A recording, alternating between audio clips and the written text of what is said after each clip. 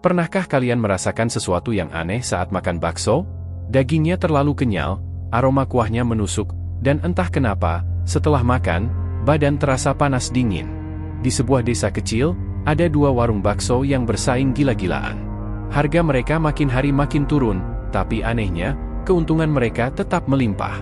Orang-orang datang berbondong-bondong, meski banyak yang mengeluh mengalami mimpi buruk setelah makan di sana. Namun, tak ada yang menyangka persaingan ini bukan sekadar perang harga. Mereka saling serang, bukan dengan iklan, tapi dengan sesuatu yang tak terlihat. Sesuatu dari tanah kuburan. Malam itu, angin bertiup dingin menusuk tulang. Warung bakso Pak Darto masih ramai meski sudah lewat tengah malam. Asap mengepul dari panci besar, menyelimuti warung yang hanya diterangi lampu redup. Sementara itu, di seberang jalan, warung bakso Mang Surya tak kalah ramai. Kedua warung ini dikenal karena harga baksonya yang jauh lebih murah dari warung lain. 1.501 mangkok, Mas, seru seorang pelanggan yang tampak girang. Namun, seorang pria tua yang duduk di sudut warung hanya diam, menatap bakso di mangkuknya. Tangannya gemetar saat menggenggam sendok. Ia mendekatkan wajahnya ke kuah panas itu, lalu mendadak, wajahnya berubah pucat pasi. SSSSTT, ada yang gak beres sama bakso ini, bisiknya pelan. Ia bangkit dari duduknya, buru-buru keluar dari warung tanpa menyentuh makanannya. Di luar, di bawah lampu jalan yang berkedip-kedip, ia mengeluarkan sebuah kantong kain hitam dari sakunya. Bibirnya komat kamit membaca sesuatu, lalu dengan tangan gemetar, ia mencelupkan jarinya ke dalam kuah yang ia bawa keluar tadi. Saat itu juga, angin berhembus kencang. Lampu di sepanjang jalan tiba-tiba padam, dan suara rintihan lirih terdengar dari arah kedua warung bakso. Seperti suara seseorang, atau sesuatu, yang sedang kesakitan. Laki-laki tua itu menoleh ke arah warung bakso Pak Darto, lalu ke arah warung bakso Mang Surya. Matanya menyipit tajam. Salah satu dari kalian telah menggunakan tanah kuburan, gumamnya. Di dalam warung, seorang pegawai tiba-tiba terjatuh ke lantai. Matanya melotot ke atas, mulutnya berbusa. Pengunjung berteriak panik, berlarian keluar. Tapi sebelum mereka sempat pergi, terdengar suara ketukan keras dari dapur. Tok, tok, tok, seperti ada sesuatu yang berusaha keluar dari dalam panci besar tempat kuah bakso direbus. Pak Darto yang masih berdiri di balik meja kasir langsung merinding. Tangannya gemetar saat mendekati dapur. Saat ia mengangkat tutup panci perlahan, sesuatu bergerak di dalamnya. Mata Pak Darto membelalak. Ia menahan napas. Di dalam panci, ada sesuatu yang menyerupai tangan manusia. Dan yang lebih mengerikan lagi, tangan itu bergerak. Pak Darto mundur dengan napas tersengal. Tutup panci jatuh dari tangannya, menimbulkan suara dentuman keras di lantai dapur. Ia ingin berteriak, tetapi suaranya tercekat di tenggorokan. Tangan itu benar-benar bergerak. Jemarinya yang pucat dan keriput mencakar permukaan kuah bakso yang menggelegak. Tiba-tiba, lampu dapur berkedip-kedip. Bayangan hitam melintas cepat di sudut ruangan. Pak Darto menelan ludah. Ia tahu sesuatu sedang mengawasinya. Dari arah warung seberang, Mang Surya yang sedang duduk di depan warungnya tiba-tiba menegakkan tubuh. Ia merasakan ada perubahan di udara, hawa panas bercampur dengan bau anyir yang tak biasa. Ia menatap warung Pak Darto, lalu tersenyum kecil. Sudah mulai, ya? Gumamnya pelan. Sementara itu, Pak Darto memberanikan diri untuk melihat kembali ke dalam panci. Namun, saat ia menunduk, tangan itu sudah menghilang. Yang tersisa hanya kuah bakso yang mendidih, mengeluarkan gelembung-gelembung aneh berwarna hitam. Bersamaan dengan itu, terdengar suara perempuan berbisik tepat di belakangnya. SSSST, jangan berhenti, Pak Darto. Pak Darto langsung membalikkan badan. Matanya membesar melihat sesosok perempuan berambut panjang, basah seperti habis keluar dari sumur, berdiri di pojok dapur. Bajunya lusuh, kulitnya pucat, dan matanya kosong menatapnya. Pak Darto terduduk lemas. Jantungnya berdegup kencang. Ia tahu siapa perempuan ini. Dia seharusnya sudah mati. Sementara itu, di warung bakso Mang Surya, pelanggan tiba-tiba mengeluh merasakan sesuatu yang aneh di dalam mangkuk mereka. Salah seorang dari mereka menyendokkan kuah dan melihat ada serabut rambut hitam yang sangat panjang, terlalu panjang untuk ukuran manusia biasa. Mereka menjerit ketakutan dan berhamburan keluar dari warung. Namun, Mang Surya hanya tertawa kecil. Jangan takut, ini baru permulaan, bisiknya pelan. Malam itu, di antara dua warung bakso yang saling bersaing, angin bertiup kencang membawa bau amis yang tak wajar. Pak Darto masih terduduk lemas di lantai dapurnya. Sosok perempuan berambut panjang itu berdiri diam di pojok ruangan, menatapnya dengan mata kosong. Napas Pak Darto tersengal, jantungnya berdetak kencang. "SSSST, kenapa berhenti, Pak Darto? Lanjutkan." Suara perempuan itu berbisik lirih, seolah langsung merayap ke dalam telinganya. Pak Darto merasakan bulu kuduknya berdiri. Ia ingin berlari, tetapi tubuhnya terasa berat. Tiba-tiba, suara dari dalam panci kembali terdengar. Blup, blup. Kuah bakso mendidih, mengeluarkan gelembung hitam pekat. Aroma anyir memenuhi ruangan, semakin kuat, semakin menusuk hidung. Perlahan, tangan putih pucat muncul kembali dari dalam kuah. Kali ini bukan hanya satu. Ada 2, 3, bahkan lebih. Jemari-jemari panjang itu menggeliat seperti hendak keluar dari dalam panci. Pak Darto berusaha berdiri, tetapi kakinya terasa lemas.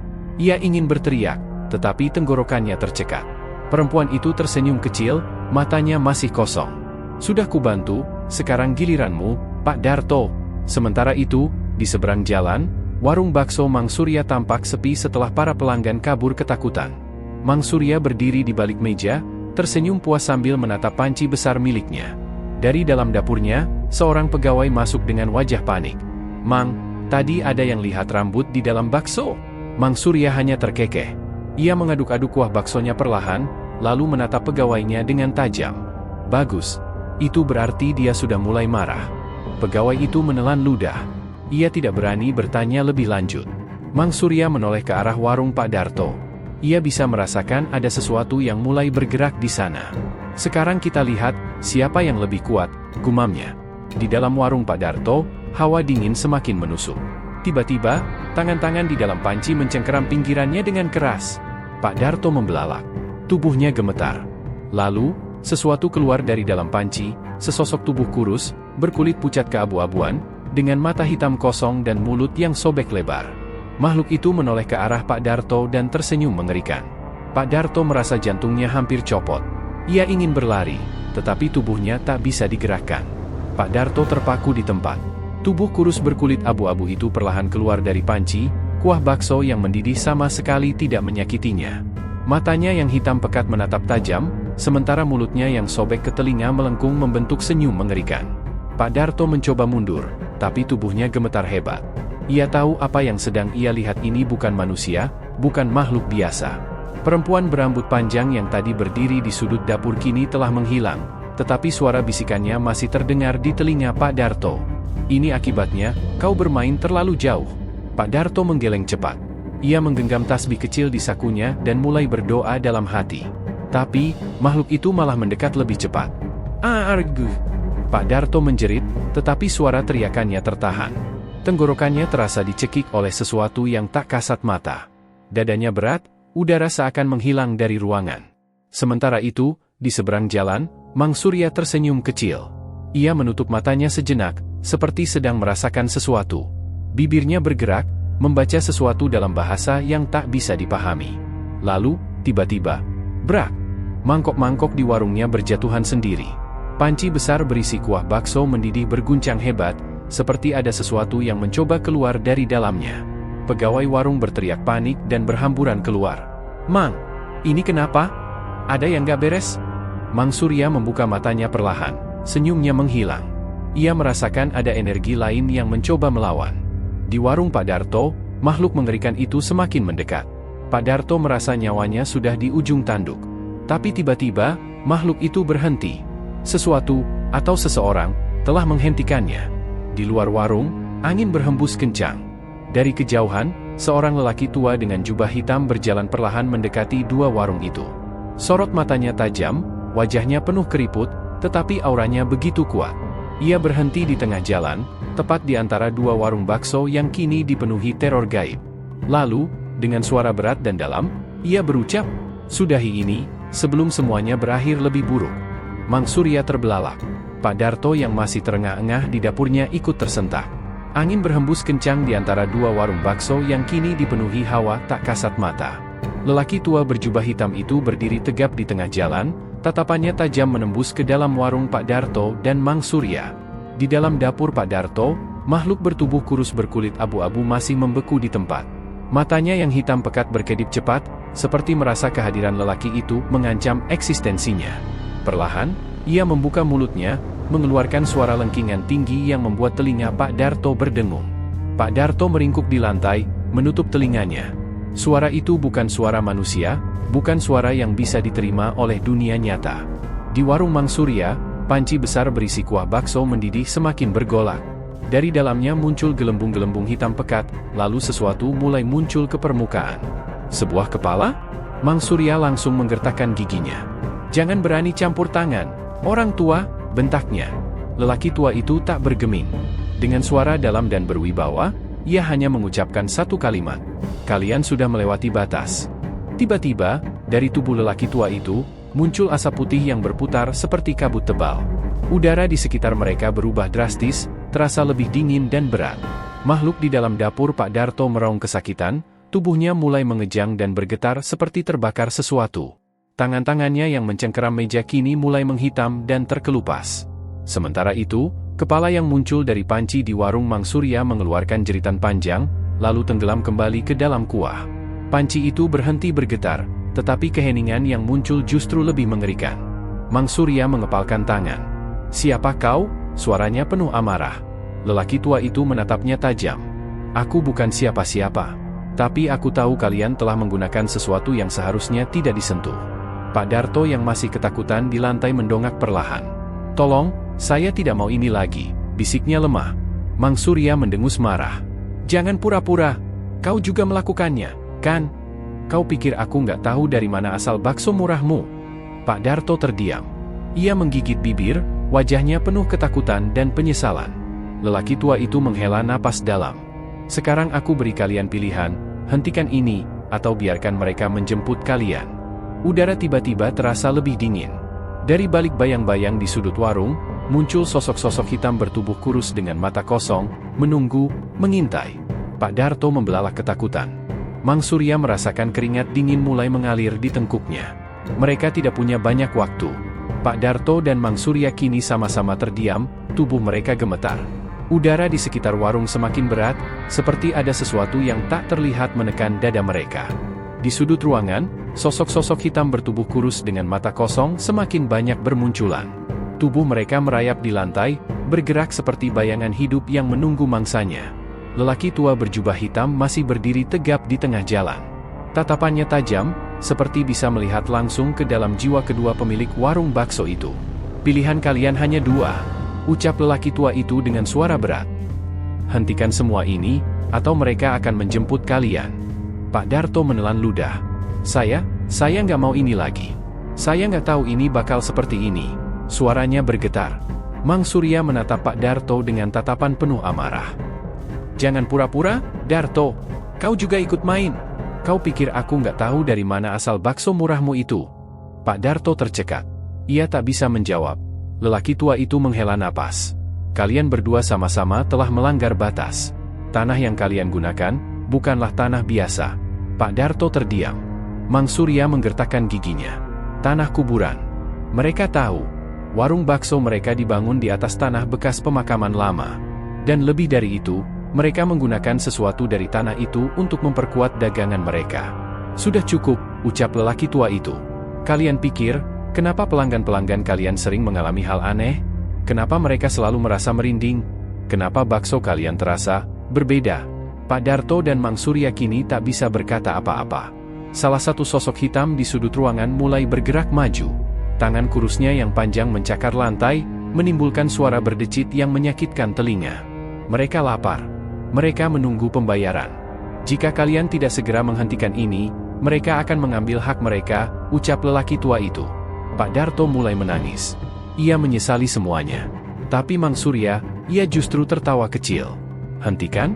Hahaha, tidak. Aku tidak akan menyerah." Ia menatap sosok-sosok hitam itu, lalu berbisik, "Aku masih punya sesuatu yang lebih kuat." Lelaki tua itu menatapnya dengan tajam. Pak Darto membelalak. "Jangan, Surya! Kau nggak tahu apa yang kau lakukan." Tapi sudah terlambat. Seluruh warung tiba-tiba diselimuti kegelapan pekat. Tidak ada suara. Tidak ada cahaya. Pak Darto mencoba meraba-raba sekitarnya, tapi udara di sekelilingnya terasa berat, dingin, dan ada sesuatu yang bergerak di kegelapan. Lalu, suara itu datang. "Kau masih berhutang pada kami. Suara mengerikan itu terdengar seperti berasal dari segala arah. Pak Darto menahan napas. Jantungnya berdegup kencang. Ia tahu suara itu bukan dari dunia ini. Di sisi lain, Mang Surya berdiri tegap. Matanya kini berwarna hitam legam. Bibirnya melengkung menjadi senyum bengis. Ia telah membuka gerbang yang lebih dalam, lebih gelap. Lelaki tua berjubah hitam menghela napas dalam. "Kau benar-benar sudah gila," ucapnya pelan. Mang Surya tertawa. "Aku tidak gila, aku hanya tidak mau kalah. Kau pikir aku takut dengan mereka?" Dari balik kegelapan, sosok-sosok hitam semakin mendekat. Kini mereka tidak lagi sekadar berdiri di sudut. Mereka bergerak, merayap, menuju Mang Surya. Pak Darto bergetar ketakutan. Ia tahu, mereka tidak hanya menginginkan Mang Surya. Mereka juga menginginkan dirinya. Kalian membangun warung di atas tanah yang tidak seharusnya. Kalian menodai perjanjian yang sudah lama terkubur. Sekarang, mereka ingin menagih. Suara lelaki tua itu begitu tenang, tapi penuh peringatan. Mang Surya masih tersenyum. "Aku sudah siap," bisiknya. Tiba-tiba, ceraak. Tanah di bawah warung Mang Surya retak.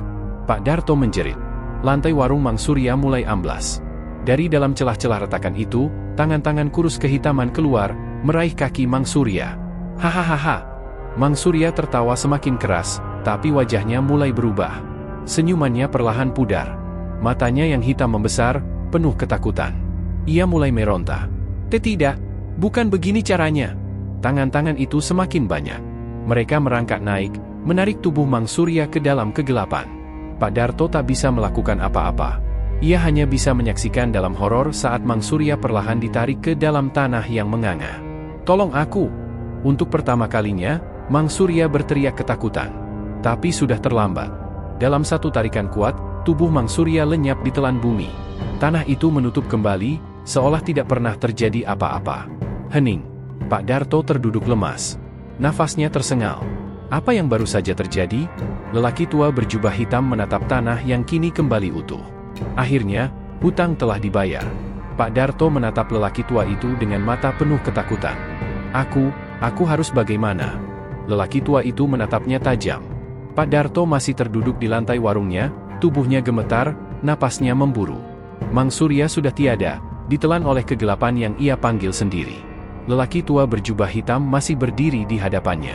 "Sekarang giliranmu, Darto," katanya dengan suara tenang, namun penuh peringatan. Pak Darto langsung bersujud. Saya tidak mau seperti dia. Saya ingin bertobat. Tolong, saya tidak ingin dihantui lagi." Lelaki tua itu menatapnya dalam diam. Lalu, ia menghela napas. "Tobat tidak hanya dengan kata-kata, Darto. Kau harus mengembalikan semua yang telah kau ambil. Menebus dosa yang sudah kau perbuat." Pak Darto mengangguk cepat. Ia rela melakukan apa saja, asal bisa keluar dari kengerian ini. Namun sebelum lelaki tua itu sempat berbicara lagi, terdengar suara aneh dari dalam dapur. Krek, krek. Pak Darto merasakan bulu kuduknya berdiri. Suara itu berasal dari lemari pendingin tempat ia menyimpan daging bakso. Brak! Pintu lemari pendingin tiba-tiba terbuka sendiri. Pak Darto menelan ludah. Ia tahu ada sesuatu di sana. Sesuatu yang selama ini tidak ia sadari, atau mungkin sengaja ia abaikan. Dengan tangan gemetar, ia melangkah mendekati lemari pendingin. Dari dalam, terlihat tumpukan daging bakso yang sudah membusuk, mengeluarkan bau menyengat. Tapi ada sesuatu yang lebih mengerikan. Di antara tumpukan daging itu, terlihat potongan rambut panjang yang menjuntai keluar. Pak Darto mundur dengan wajah pucat pasi. Tidak, ini tidak mungkin. Lelaki tua itu menggeleng. Itulah harga yang telah kau bayar selama ini. Tanah yang kau gunakan, bukan hanya sekadar tanah kuburan, tapi juga tanah di mana nyawa-nyawa pernah dikorbankan. Pak Darto kini paham. Ia telah melakukan dosa yang lebih besar dari yang ia duga. Baksonya laris, bukan hanya karena harga murah, tetapi karena sesuatu yang lebih mengerikan. Daging yang ia gunakan, bukan hanya daging sapi. Pak Darto muntah seketika. Perutnya mual, pikirannya kacau. Ia ingin lari, ingin meninggalkan semuanya. Tapi tiba-tiba, seseorang tertawa di belakangnya. Suara itu pelan, parau, dan sangat familiar. Pak Darto menoleh dengan wajah penuh ketakutan. Di sudut ruangan, sosok Mang Surya berdiri di sana. Tapi wajahnya bukan wajah manusia lagi. Matanya hitam, kulitnya membusuk, dan senyumnya menyeringai lebar. "Pak Darto," suara Mang Surya bergetar, terdengar seperti berasal dari dalam tanah. "Kau pikir kau bisa lari? Pak Darto menjerit sekuat tenaga, lalu semuanya menjadi gelap. Keesokan harinya, warga menemukan warung bakso Pak Darto sudah hangus terbakar. Tidak ada yang tahu penyebabnya. Tidak ada yang melihat api sebelumnya. Tapi saat warga mendekat, mereka tidak menemukan tubuh Pak Darto di dalamnya. Warung Mang Surya juga dibiarkan terbengkalai. Tak ada yang berani menyentuhnya. Beberapa orang mengatakan bahwa saat mereka melewati warung itu di malam hari, mereka masih bisa mendengar suara orang yang sedang mengaduk bakso, dan terkadang, suara tawa kecil yang menyeramkan.